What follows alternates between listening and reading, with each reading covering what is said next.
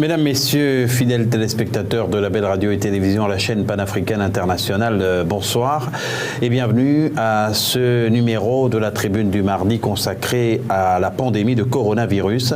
Une pandémie qui a chamboulé les habitudes à travers le monde, qui a mis à terre les économies et qui a fait péricliter la grande Chine avant de s'abattre en Europe et sur le continent africain.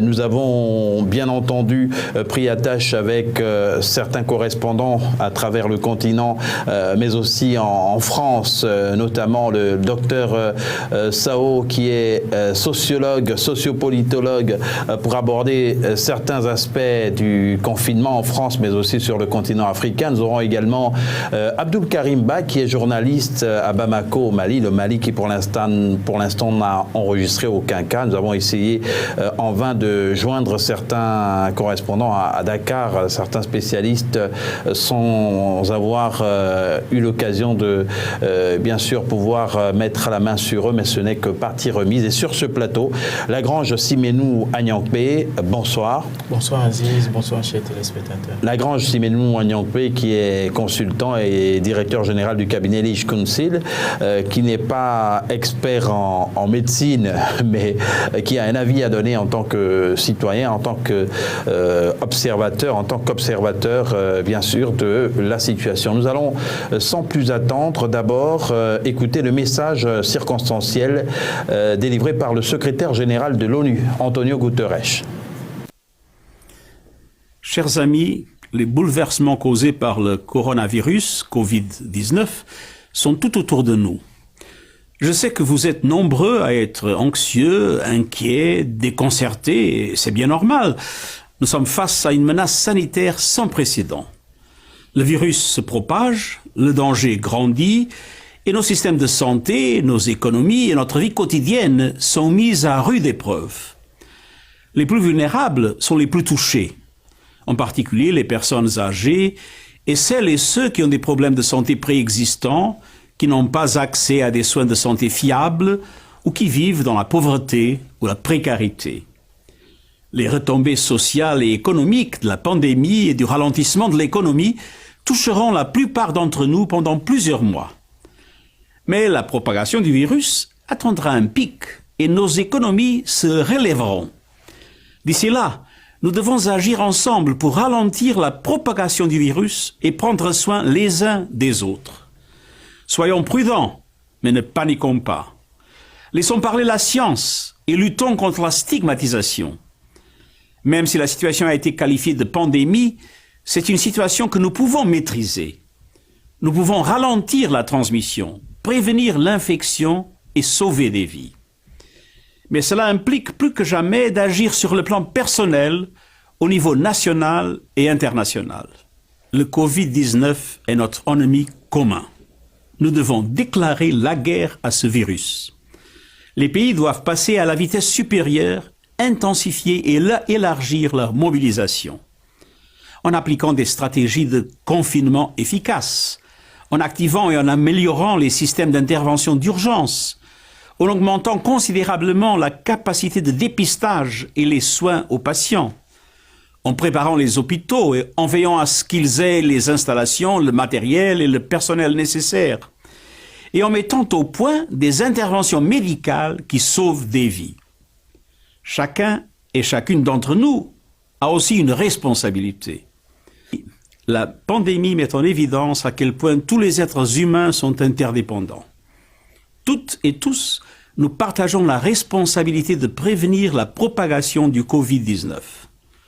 Le système des Nations Unies, y compris l'Organisation mondiale de la santé, est pleinement mobilisé. En tant que membres de la famille humaine, nous travaillons 24 heures sur 24 avec les gouvernements, nous communiquons des directives internationales et nous aidons le monde à faire face à cette menace. Nous sommes tous concernés. Et c'est ensemble que nous surmonterons cela. Merci et à toutes et à tous. Nous sommes tous concernés et c'est ensemble que nous surmonterons cela. C'est Antonio Guterres, le secrétaire général de l'ONU, qui a demandé aux États du monde d'intensifier la mobilisation. Nous allons au Cameroun immédiatement joindre Carole Guissot. Carole Guissot qui est la responsable du bureau de la Belle Télévision à Yaoundé et bien sûr qui va nous faire état de certaines mesures prises par le gouvernement. Les attroupements de plus de 50 personnes sont interdits. Il y a le championnat de football qui est à l'arrêt. Est-ce que c'est la psychose à Yaoundé, Carole Guissot? Bonsoir Aziz, bonsoir à vos invités, bonsoir aux téléspectateurs de la Belle Télévision.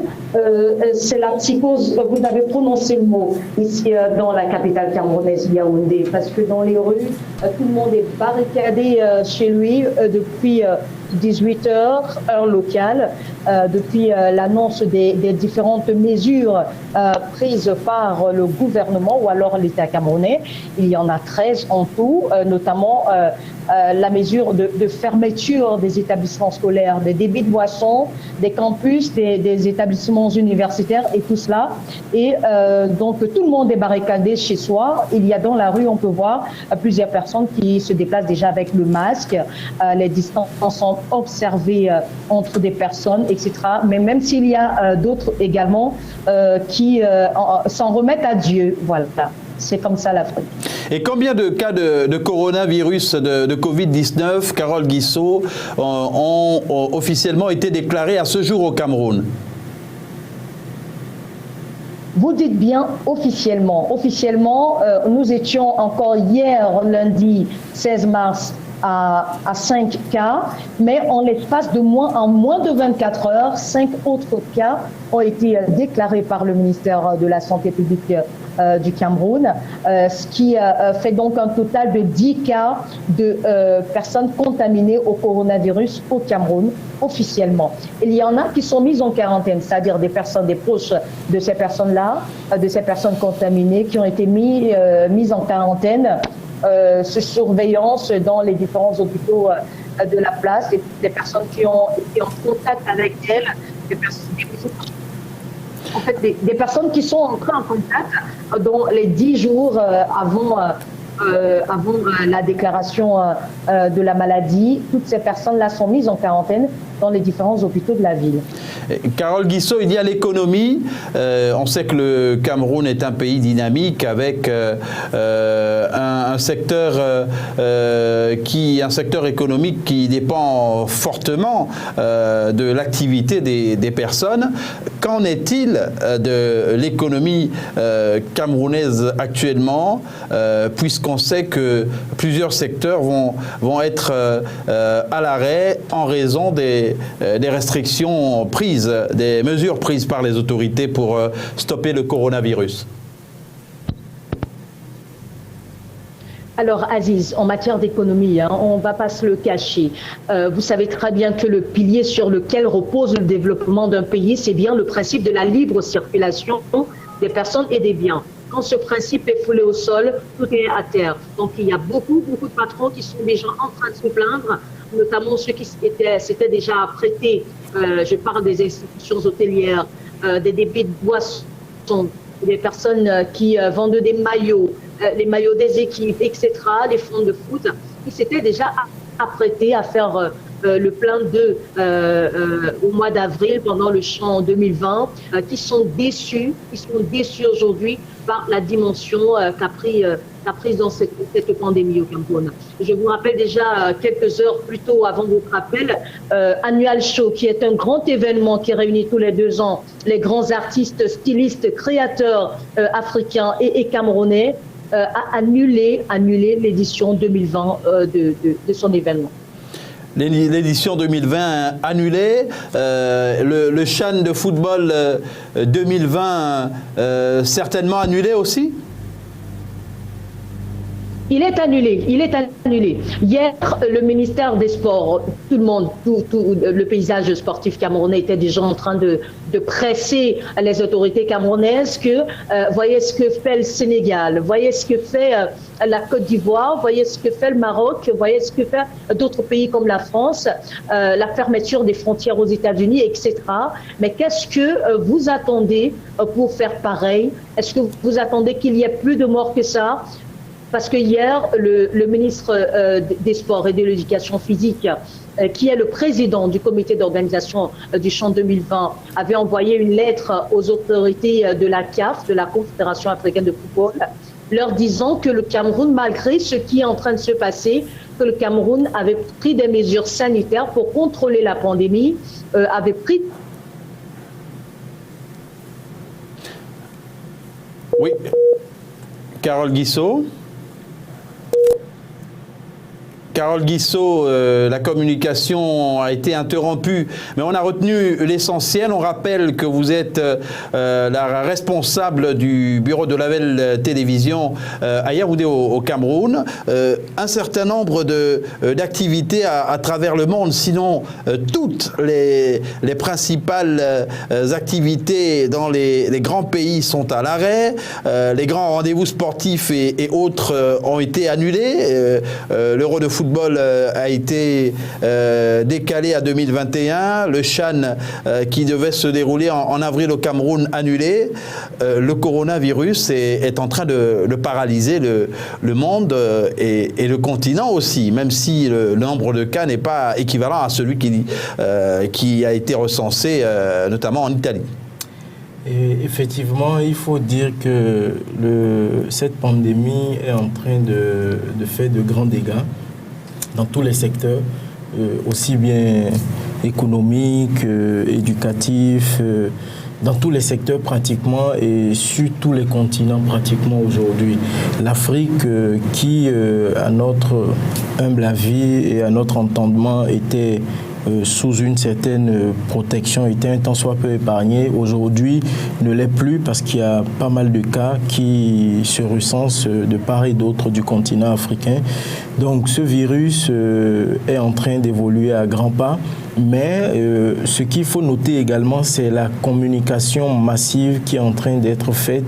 Et je me demande même s'il ne faut pas parler de communication à outrance qui est en train d'être faite par rapport à la propagation de ce virus, au lieu de faire peut-être une autre forme de communication pour aider aussi bien des personnes qui sont infectés ou qui sont en train de prendre des dispositions pour ne pas se retrouver infectés. La communication qui est en train d'être faite aujourd'hui ne fait qu'activer et attiser la psychose un peu partout, à telle enseigne que psychologiquement, les personnes, un certain nombre de personnes, sinon la majorité des personnes sont déjà atteintes, donc affaiblies. Or, il est bien dit que ce virus ne peut avoir raison de vous que si votre système immunitaire est déjà faible à la base. Si votre système immunitaire est très faible, vous serez pratiquement irrécupérable. Mais si vous avez un système immunitaire fort, je pense que les traitements qu'on vous donnera, si vous êtes identifié tôt, pourront vous permettre de vous en sortir. Parce que la preuve, nous avons vu au Sénégal qu'il y a eu des personnes qui ont été guéries et je crois qu'il y a un autre pays également de l'Afrique de l'Ouest qui a notifié qu'ils ont pu, je crois que c'est la Côte d'Ivoire qui a notifié qu'ils ont pu guérir également un malade. Donc ce qui voudra dire que si un certain nombre de dispositions sont prises à l'avance, je pense que beaucoup de cas pourront être sauvés et le nombre de décès que nous avons enregistrés, que nous sommes en train de percevoir au niveau de l'Asie et aujourd'hui au niveau de l'Europe ne seraient pratiquement pas les mêmes en Afrique. Mais il nous revient à nous-mêmes, Africains, et à nos autorités de véritablement prendre les dispositions qu'il faut. Alors il faut prendre les dispositions qu'il faut, et ces dispositions, on l'a souligné tantôt, dans plusieurs pays, notamment en Afrique centrale, pas qu'en Afrique centrale, mais on a commencé par l'Afrique centrale avec le Cameroun, le Gabon, la Guinée équatoriale qui n'a pas enregistré de cas pour l'instant, et au Gabon, après 4 jours de la déclaration du premier cas de Covid-19, eh bien, il y a eu le point de presse du secrétaire général du ministère de la Santé, qui est également le responsable, le point focal du comité de lutte contre le coronavirus au Gabon, le docteur Guy-Patrick Obiang, a indiqué que l'évolution de la situation, de l'état de santé de ce patient zéro se fait en tout cas dans le bon sens, et que les choses s'améliorent au fur et à mesure. Nous le suivons dans ce sujet. 4 jours après la déclaration du premier cas du Covid-19 au Gabon, notre jeune compatriote de 27 ans qui fut déclaré premier cas se porte bien. Son état de santé s'améliore toujours grâce à la formation et à la technicité de l'équipe médicale de l'hôpital des instructions des armées Omar Bongo Ondimba. Nous avons eu un apport du gouvernement chinois qui nous a donné la recette qui leur a permis de pouvoir inverser la courbe évolutive de l'épidémie du Covid-19. Ils nous ont donné des protocoles thérapeutiques que nous sommes sur lesquels nous travaillons aujourd'hui pour permettre à ce que les professionnels de santé qui sont aujourd'hui en charge de la prise en charge des cas de Covid-19 puissent être mieux formés, mieux aguerris et ajuster les protocoles thérapeutiques. Donc c'est une coopération agissante qui permet de dire que effectivement la Chine soutient les pays qui ont été solidaires lorsque l'épidémie était à son apogée dans ce pays. Sur le plan gouvernemental, il y a un arrêté qui a été pris par le ministre de l'Intérieur sur le confinement.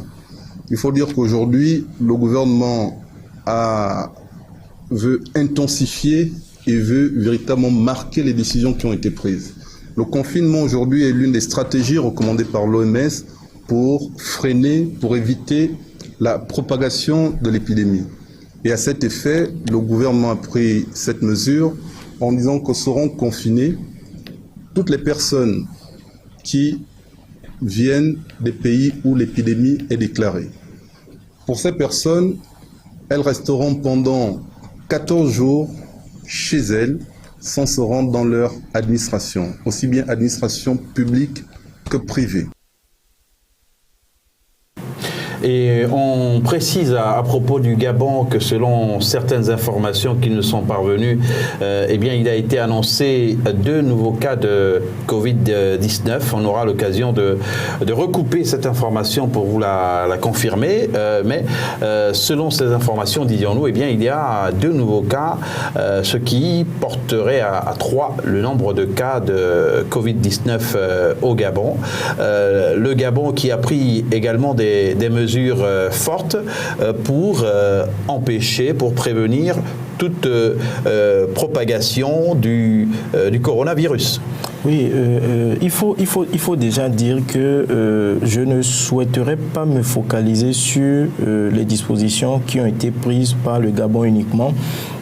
Parce que la plupart de nos États ont pris pratiquement les mêmes dispositions et nous avons l'impression que nos États s'arriment soit à l'OMS, soit aux décisions prises par d'autres nations occidentales.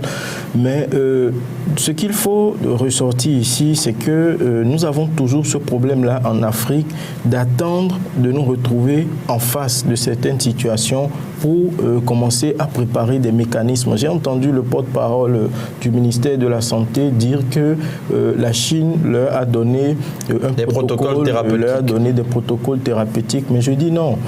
Et si la Chine ne donnait pas ces protocoles thérapeutiques, est-ce à dire que les traitements qui sont en train d'être donnés aujourd'hui, d'être servi aux personnes concernées aujourd'hui proviennent uniquement de la Chine. Nous avons chez nous, aussi bien au Gabon qu'en Afrique en général, des thérapeutes, des tradithérapeutes qui font du très bon boulot dehors des pharmaciens. Et qui devraient être mis à contribution. Et à propos de pharmaciens, on devait avoir en ligne le docteur, le professeur Aïnadou du Bénin, qui malheureusement est en confinement parce qu'il a séjourné aux Antilles et en France avant de rentrer au Bénin. Donc lorsqu'il est rentré au Bénin, il a été placé en confinement et il n'est pas en capacité d'intervenir, sinon il aurait été d'un grand apport puisqu'il avait, on s'en souvient, été président de l'ordre des pharmaciens du Bénin pendant plusieurs années.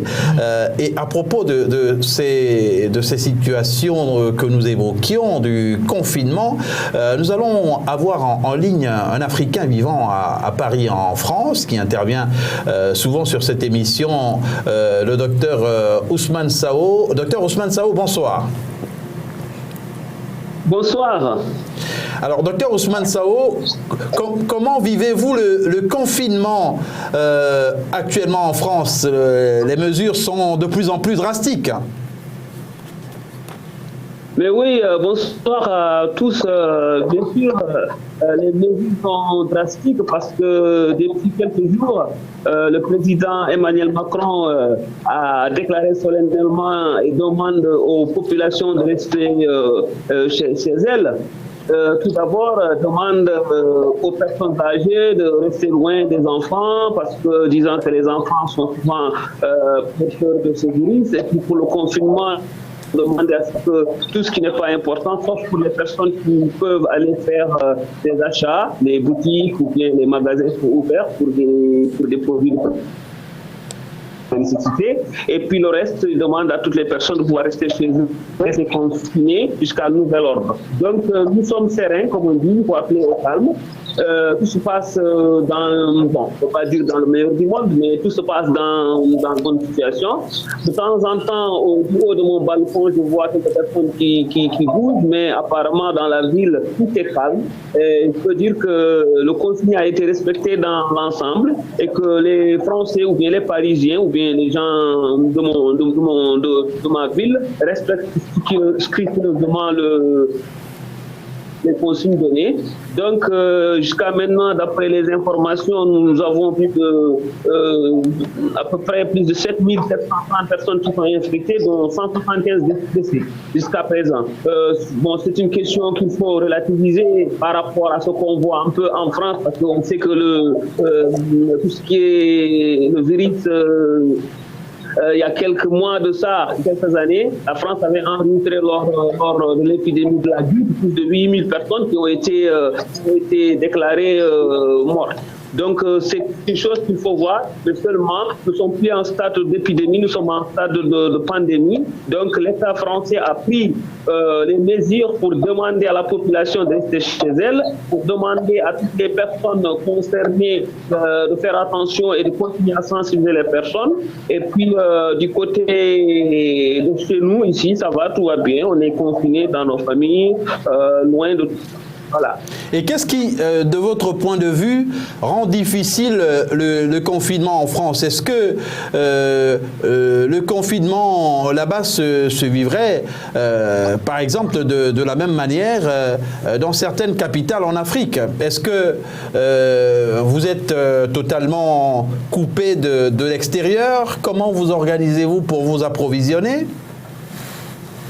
On s'organise parce que, vous savez, contrairement à ce qu'on voit en Afrique, ici, on demande aux personnes de rester loin des personnes âgées, par exemple, que les grands-parents puissent rester chez eux et que les enfants n'aillent pas les voir. Parce qu'apparemment, ce sont les personnes les plus fragiles en cas de transmission.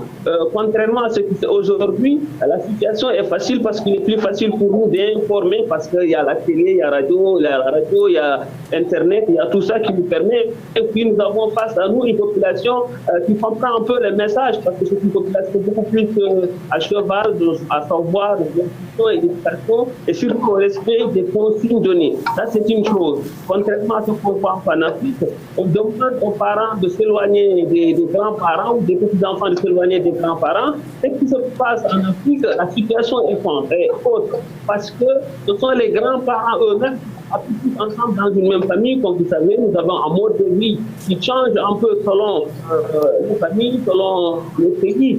Ici en France, beaucoup de familles amènent leurs grands-parents dans des maisons de retraite, contrairement à ce qui se passe chez nous. Donc je crois que la mesure de confinement est une bonne mesure, mais elle devrait être adaptée à la situation sur place, à la situation africaine. Mais il va falloir respecter les consignes données. Si c'est la meilleure solution pour essayer de stopper ce virus qui se propage facilement, en l'espace de quelques jours, nous avons vu quand même les pays africains et d'autres touchés, même si on peut le minimiser, contrairement à ce qui se passe en France, c'est ce qui se passe en Italie. Nous avons des cas beaucoup plus graves, mais c'est une pandémie, ce n'est plus une épidémie, c'est une pandémie, donc il va falloir que nos pays africains s'organisent autrement pour qu'ils puissent vraiment comprendre l'origine de cette situation et aussi de prévenir et sensibiliser surtout la population à ce que les habitudes qu'on avait avant ne soient plus de rigueur. Il va peut-être falloir changer d'habitude pour que stopper cette situation, parce que j'imagine bien si le virus coronavirus s'installe en Afrique, j'ai peur que ce soit quelque chose de plus grave. Pourquoi? Parce que faut s'y préparer psychologiquement, il faut s'y préparer matériellement, il faut s'y préparer sociétalement. Donc c'est des choses qu'il faut faire. Et il faut centraliser tout ça, parce que nous savons un peu, c'est un problème qui peut être quelque chose d'extraordinaire vu du côté africain. Mais ici en France, pour le moment, d'après les spécialistes qui sont sur place, que nous écoutons matin et soir, la situation reste encore au stade de confinement et qui demande aux demandes de population de rester serein surtout et de ne pas céder à la panique et de respecter les consignes données. Ne pas céder à la panique. Vous êtes à côté de l'Italie qui est le second pays le plus touché au monde. L'Italie qui a bénéficié il y a quelques jours de l'appui des experts chinois qui sont arrivés sur ce territoire. Comment arriver bien sûr à fonctionner? On va parler des Africains qui sont en Italie. On imagine que vous en connaissez beaucoup. Dans quelle situation peuvent-ils se trouver actuellement? Est-ce que ce confinement ne les fragilise pas davantage? Oui, ce confinement, actuellement, ceux qui sont d'ailleurs, nous, en tant que président d'une association mauritanienne, nous avons fait un appel et demandé aux Mauritaniens et aux Africains pour le moment de surseoir au voyage qu'ils voudraient faire en Afrique, parce qu'apparemment, il y a des personnes qui viennent de l'Europe et qui entrent en Afrique sans savoir qu'ils sont porteurs ou bien qu'ils sont accompagnés par ce virus-là.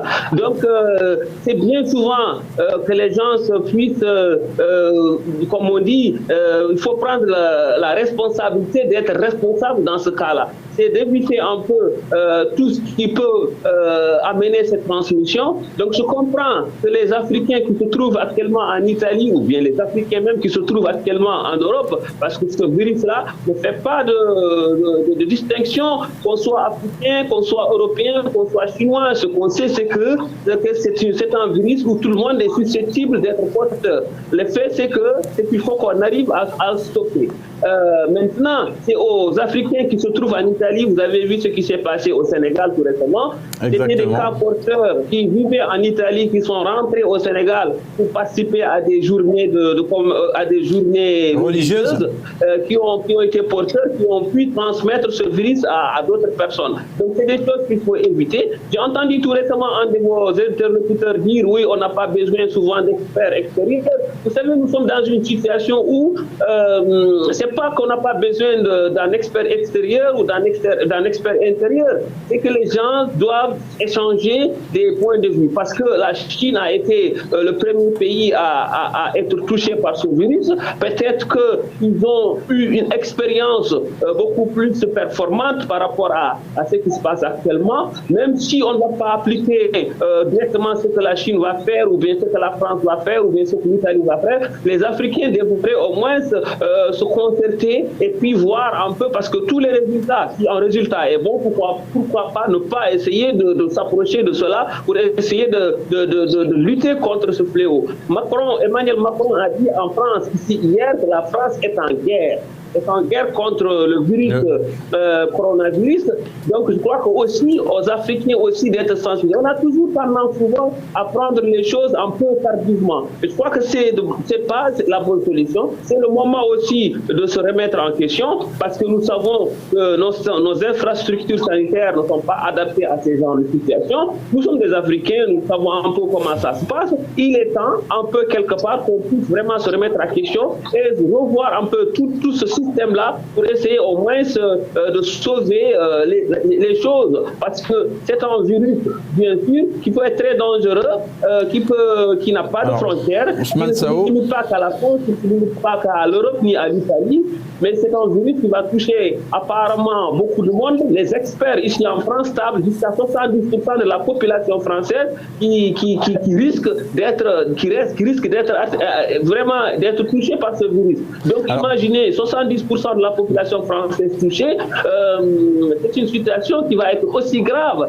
Donc aujourd'hui, c'est pour cela que stopper tout ce qui est circulation. Et en France actuellement, que toute personne, la police est dans la rue, les gendarmes aussi, donc toute personne qui circule devrait avoir un motif valable pour pouvoir circuler à partir de 18h. Il y a presque un couvre-feu, personne n'a le droit de sortir, les mosquées sont fermées, les églises sont fermées, les musées sont fermés, donc quelque part on est confiné pour une bonne raison, je crois bien. Donc cette bonne guerre. Et aux Africains aussi de prendre la situation en main pour essayer d'apporter ne serait-ce qu'un réconfort quelque part et d'aller dans la sensibilisation de la population qui en demande, parce qu'il faut qu'on les sensibilise, il faut qu'on leur parle, il faut que les États africains... Alors à propos de la sensibilisation... les mains dans la pâte, et puis il faut que nous aussi, nous qui sommes à l'extérieur d'autres médias et d'autres qui sont là, Ousmane Sao, nous sommes parlés à nos parents, à nos familles qui sont en Afrique. Ousmane Sao, à propos de la sensibilisation, vous le soulignez tantôt, vous êtes président d'une association de Mauritaniens vivant à l'extérieur de la diaspora. Comment organisez-vous les séances de sensibilisation? Ça se fait via WhatsApp, via les autres réseaux sociaux, Facebook, Twitter, pour montrer, pour bien entendu revenir sur ces gestes à faire, sur les comportements à avoir pour minimiser les risques de contamination? Oui, ça se fait via WhatsApp, ça se fait via Twitter. Ça, tous les moyens de transmission qu'on a à notre niveau, on les utilise. Aujourd'hui, l'association, le cadre de concertation du dialogue des Mauritaniens de la diaspora, a fait une rencontre, une réunion à haut niveau entre tous les... On a même interpellé des experts, des jeunes Mauritaniens ou jeunes Africains qu'on a ici en France pour leur dire, nous avons tous, chacun d'entre nous a une famille en Afrique. Donc, si chacun d'entre nous, allez, vous pouvez tout juste transmettre le message à la famille et puis ça va se passer de cette manière-là. Donc, on a vraiment mis le paquet dans la sensibilisation et nous espérons que le message va passer au-delà même de la sensibilisation gouvernementale. Donc c'est une importance capitale pour que les ressortissants africains de la diaspora et les ressortissants bien sûr mauritaniens puissent prendre la situation en main, puissent téléphoner aux familles qui sont actuellement en Afrique, parce qu'il y a un lien direct de causalité entre ce qui se passe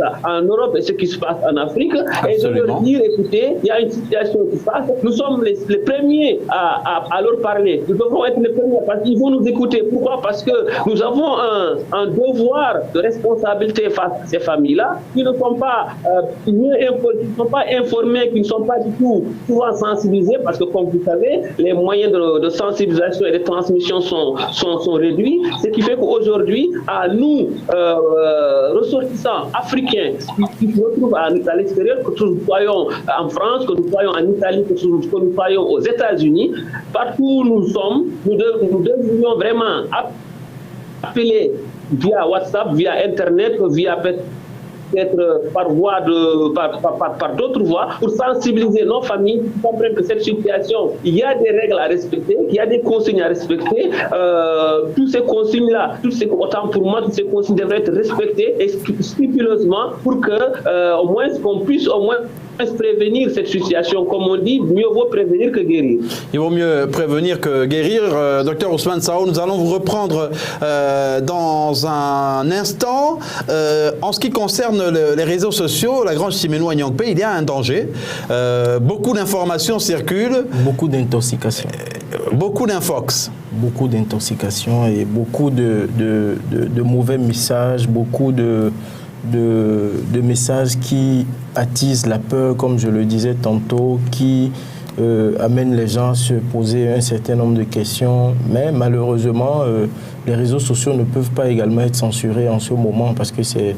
Mais il y a aussi ces informations faisant état d'une possible immunité au coronavirus pour les Africains. Or, ça a été complètement démonté par la réalité. Bon, une possible immunité, je ne saurais le dire, mais la réalité et les informations révèlent que l'Afrique, aujourd'hui, est le continent le plus épargné en ce sens. Mais est-ce que les Africains sont les plus épargnés parce qu'ils ont un organisme plus résistant, ou bien parce que les personnes contaminées, les facteurs de contamination ne sont pas tous... Déjà, il faut dire que l'Afrique est beaucoup plus éloignée de l'Asie. Le premier, en dehors de l'Asie où le mal a commencé, la pandémie a commencé, il faut dire que c'est l'Europe qui a été touchée, qui a été le plus touchée. L'Afrique est plus proche de l'Europe, mais il faut dire que il y a la question de la température, parce qu'il est dit qu'à une certaine température, la propagation du virus est ralentie. Et va même jusqu'à dire que ces informations vont jusqu'à dire que le virus est détruit lorsqu'il se retrouve en face d'une certaine température. Donc, la plupart de certains pays qui se retrouvent en Afrique et qui sont plus éloignés de l'Europe n'auront pas grand effort à faire. Cela ne voudrait pas dire qu'il ne faille pas prendre des précautions, qu'il ne faille pas prendre des mesures sécuritaires ou des mesures pour pouvoir empêcher la propagation au cas où cette pandémie arriverait dans ces nations. Alors nous avons en ligne du Mali cette fois Abdoul Karim Ba qui est journaliste. Le Mali pour l'instant n'a enregistré aucun cas de Covid-19. Officiellement, on le précise. Abdoul Karim Ba, bonsoir.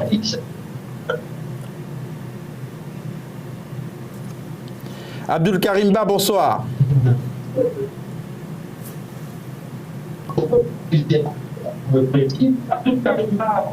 Bonsoir. Alors Abdoul, qu'en est-il de la lutte contre le coronavirus à Bamako?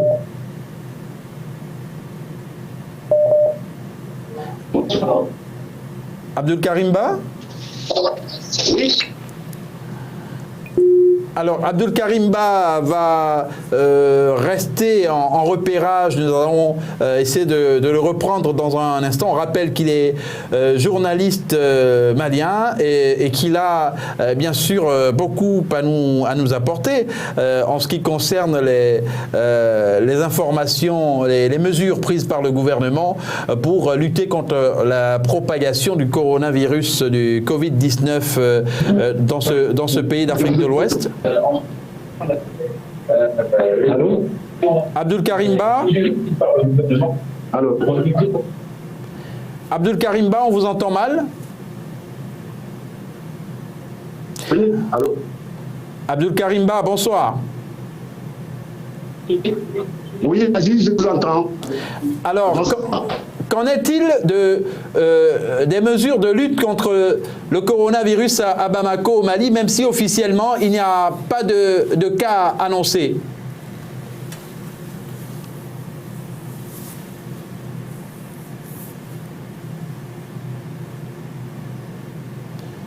Abdul Karim Ba, vous m'entendez?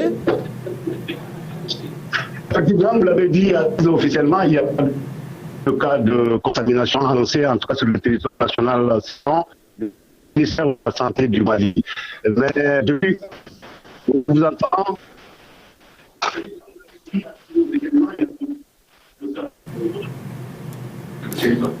Alors, on a quelques difficultés avec la liaison téléphonique. Ce jour, le gouvernement malien a pris cette mesure, 10 mesures restrictives pour éviter le coronavirus.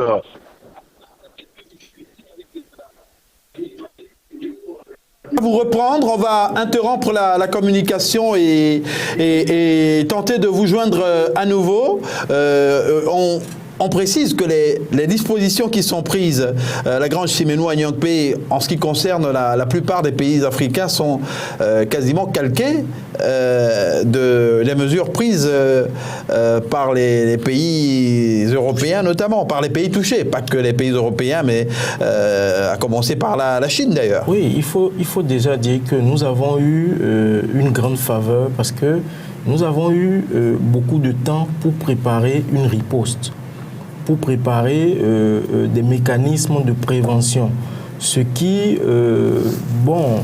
au vu certainement des moyens, des faibles moyens dont disposent certains États et la difficulté à mobiliser rapidement les moyens pour mettre en place des mécanismes de prévention, ont eu à faire que ce temps n'a pas été capitalisé. Le temps pendant lequel ce virus sévissait en Asie, en Europe, et n'était pas encore en Afrique, ce temps-là n'a pas pu être capitalisé. Ceci revient à dire qu'il faille que nous puissions aujourd'hui réfléchir à des mécanismes à mettre en place à long terme lorsque des pandémies du genre vont se déclarer sous d'autres cieux, que rapidement ces mécanismes puissent être activés pour pouvoir sécuriser et protéger les populations africaines, même si la question des moyens va toujours se poser. Et essayez de voir un peu le cas du Bénin, le Bénin où on nous annonçait hier que le premier cas a été décelé. Bon, jusqu'à avant-hier, le Bénin n'avait pas eu de cas, mais un certain nombre de dispositions avaient quand même été prises. Mais est-ce que ces dispositions suffiraient? Est-ce que ces dispositions étaient de taille? Ni vous, ni moi ne saurons le dire. Et nous allons essayer d'en savoir davantage avec Carole Guissot. Carole Guissot, il y a eu récemment une réunion des ministres de la Santé de la CEMAC au Cameroun. On a beaucoup parlé de financement en ce qui concerne la lutte contre le coronavirus. Est-ce que certaines informations vous sont parvenues par rapport à ce qu'il est du financement de la lutte contre cette pandémie, notamment dans les pays de la CEMAC?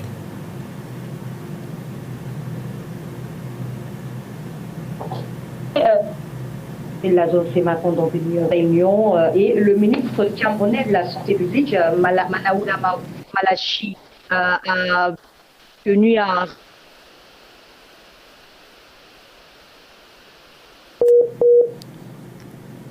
On a quelques soucis de liaison avec Carole. Carole Guissot? Oui, nous vous écoutons, Carole. Oui, Aziz. Oui, vous avez parlé de la... Je suis en train de dire que, en effet, il y avait donc il s'est tenu cette réunion.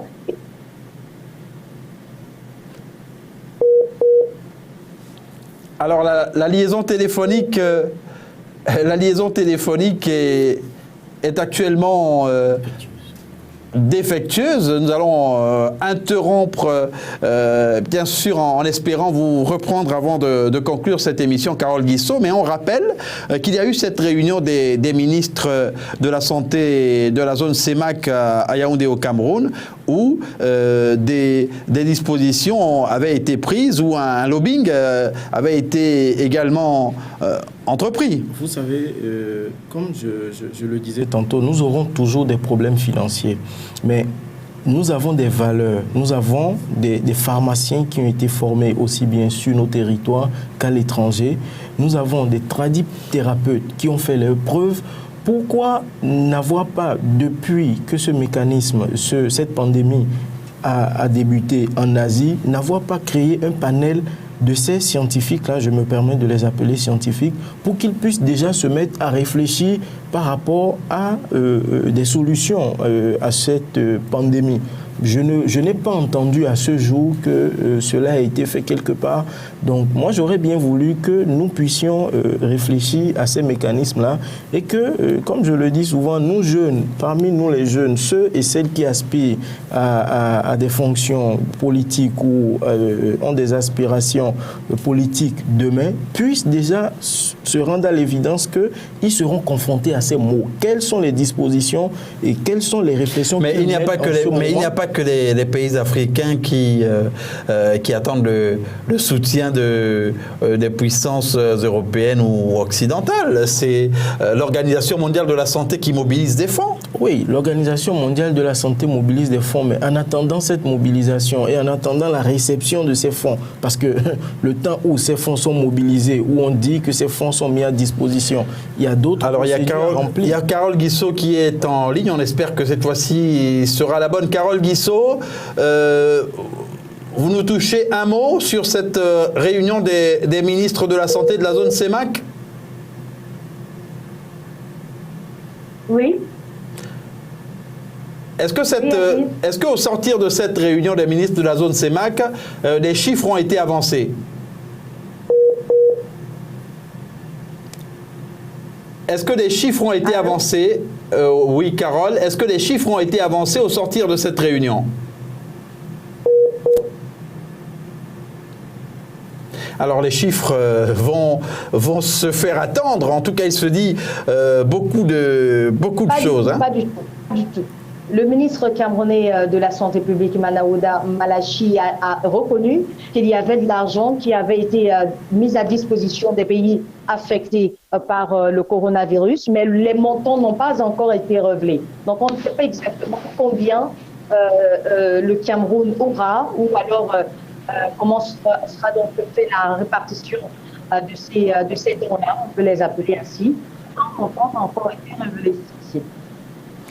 Alors, merci Carole Guissot. On est justement à propos de cette information au même niveau. Il y a beaucoup de spéculations, mais il y a beaucoup de spéculations sur les sommes d'argent dégagées pour la lutte contre le coronavirus et qui ferait que certains hauts responsables s'agite. Eh oui, vous savez, il y aura toujours des pandémies. Les pandémies arriveront toujours. En 1918-1919, il y avait une pandémie de grippe qui avait fait, sur le plan mondial, à peu près 20 millions de décès. Et je crois qu'il y a quelques années, il y a eu la pandémie de la grippe aviaire. Donc, comme je le disais tout à l'heure, il y aura toujours une pandémie. Mais qu'est-ce que nous faisons pour que lorsque ces pandémies seront là, qu'il y ait en même temps une riposte? Je pense que nous devons valoriser ces connaissances que nous avons chez nous déjà.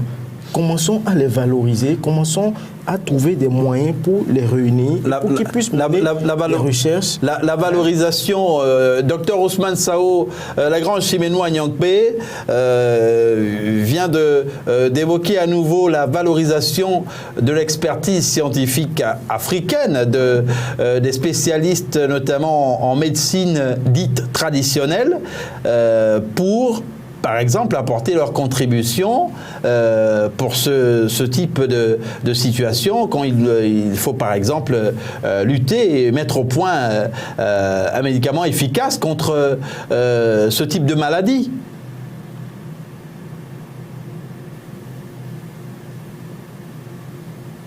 Allô? Docteur Ousmane Sao, allô? Oui. Nous vous entendons, docteur Ousmane Sao. Je disais tantôt oui, que... Oui, non, allez-y, répétez la question, s'il vous plaît. Oui, alors, Lagrange Simenou Agnakpe soutient qu'il faudrait davantage valoriser les spécialistes en médecine dite traditionnelle africaine pour les mettre à contribution aux fins, pourquoi pas, d'apporter des réponses quand il s'agit de lutter contre ce type de maladie. Oui, mais bien sûr, comme vous le savez, quand on a un type de maladie aussi grave, il faut que tout le monde soit sur le pont, c'est quelque chose. Le fait de demander à ceux que valoriser nos médecins, bien sûr, il faut les valoriser. Mais pour les valoriser, c'est même pas, il ne faut pas attendre que le virus se propage pour les valoriser. Pour valoriser les médecins, il faudra leur donner des infrastructures pour leur permettre de travailler dignement et calmement. Donc c'est déjà un début. Maintenant, nos praticiens, bien sûr, il y en a qui parlent un peu actuellement. Tout à l'heure, j'ai entendu entre nos amis parler un peu du problème d'Internet où on a des informations qui passent par-ci et par-là. Tout le monde donne le remède miracle qui pourrait empêcher la propagation ou bien lutter contre le virus coronavirus. Donc il faut qu'on puisse vraiment un peu centraliser et canaliser un peu les ardeurs de tout un chacun pour qu'on puisse savoir que ce n'est plus la question n'est plus au niveau de la valorisation de qui que ce soit. La question aujourd'hui se trouve au niveau de l'efficacité de ce qu'on est en train de faire pour que ce virus-là ne tue pas plus que ce qu'il a déjà tué et qu'en Afrique, ça pourrait être quelque chose de beaucoup plus grave.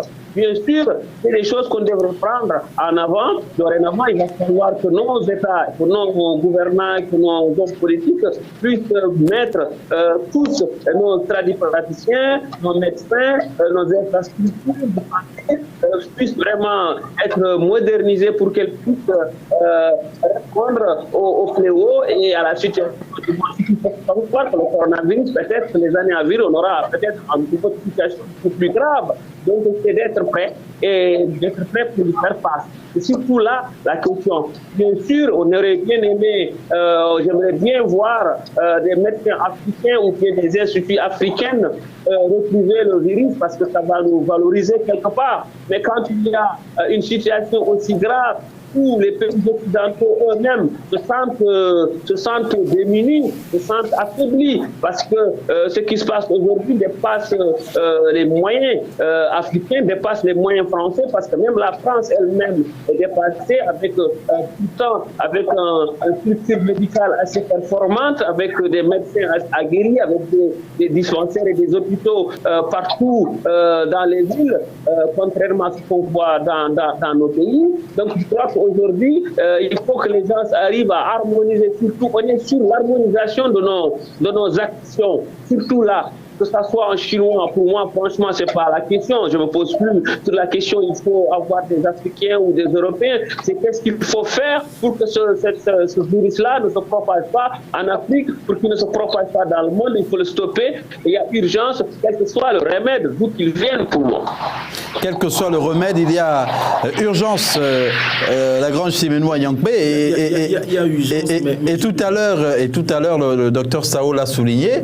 Si on doit investir dans la recherche, ça doit se faire avant, pas pendant que... Justement, c'est ce que je disais, parce qu'il ne faut pas attendre qu'il y ait un incident pour commencer à...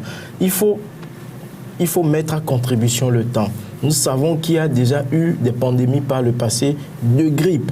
Il y aura toujours des pandémies de grippe. Donc, demandons à ceux-là et celles-là, et même pas les thérapeutes seuls, même les pharmaciens, ils peuvent créer des panels conjoint de tradithérapeutes et de pharmaciens et mener des réflexions ensemble pour pouvoir faire un certain nombre de propositions. C'est ce que moi je prônais. Mais l'autre chose aussi qu'il faut dire, c'est que ces pandémies amènent un certain nombre de mesures auxquelles on contraint des populations, auxquelles on contraint des peuples. Imaginez qu'aujourd'hui, par exemple, l'Institut Pasteur dise, bon, parce que nous avons eu le coronavirus, le Covid-19, avant de voyager, il faudra vous faire injecter tel produit. Mais nous savons également qu'aujourd'hui, les gens commencent par se poser des questions sur les vaccins qu'on nous fait injecter en Afrique.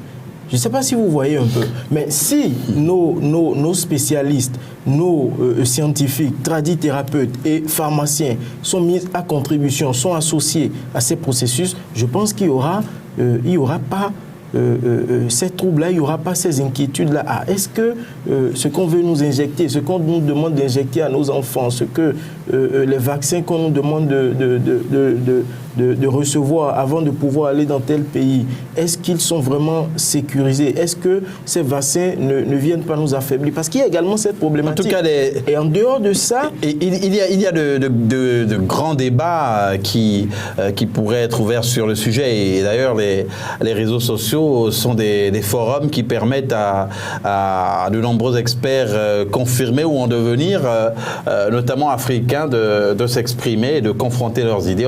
On espère qu'on aura également l'occasion encore cette fois de revenir sur ces différentes hypothèses et bien entendu d'évoquer cela une fois que le coronavirus, on l'espère, sera vaincu. Nous sommes arrivés au terme de cette émission. Nous remercions Abdul Karimba pour avoir été disponible même si la ligne a été défectueuse. Carole Guissot, correspondante et chef de bureau de la Belle Télévision au Cameroun, à Yaoundé, et le docteur Ousmane Sao également en ligne de Paris, et Lagrange Simenou Agnangpé, consultant, directeur général du cabinet Lige Council, qui a encore été des nôtres cette fois. Très bonne suite de programme sur la Belle Radio et Télévision, votre chaîne panafricaine internationale. L'émission sera en rediffusion aux heures habituelles.